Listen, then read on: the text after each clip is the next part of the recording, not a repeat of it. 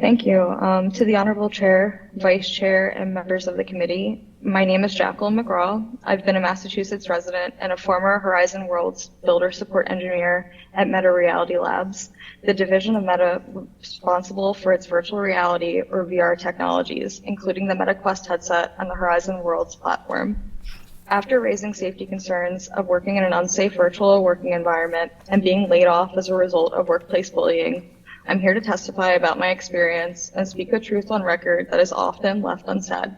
Psychological safety isn't just about feeling comfortable at work. It's about being able to speak up when something is wrong without fear of punishment and without being incentivized to stay silent.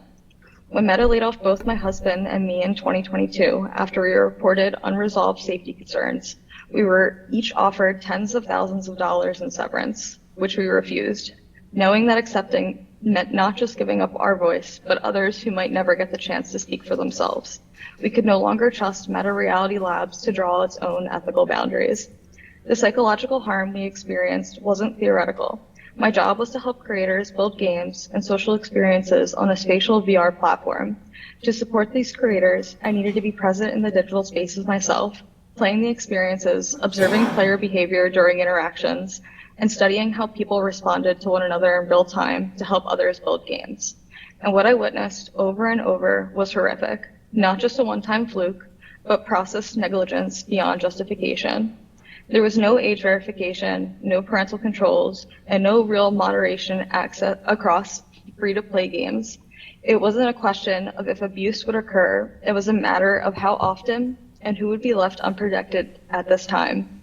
What blanket attack or form of harassment would be marked as within Meta's community standards when an employee encountered the harm first, or a player, a child, or a parent. Some of these players and employees are being told to kill themselves daily online.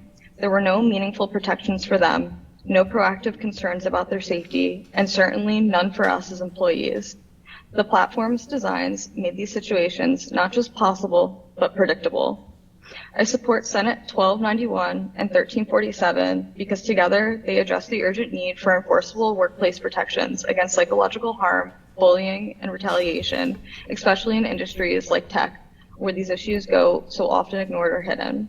More than anything, they reinforce something simple but urgent. If we want the technologies we build to be safe for the public, then the safety has to start with the people building them. Because if employees aren't protected during the production process, the people using these platforms never will be. I'm not here as a libertarian, a Republican, or a Democrat. I'm here as someone who's lived and worked in these digital systems, someone who was building on the first Oculus dev kit nearly a decade ago, and who knows what happens when companies keep telling us to wait until it's convenient, until it's profitable, until no one's looking, or they just forget. Let Massachusetts lead by example by passing the aforementioned bills. Let us say clearly and without delay that safety and accountability start where every product does, with people. Thank you for the opportunity to testify remotely and for your time. I'm happy to answer any questions and welcome any follow-ups from the committee at a later time.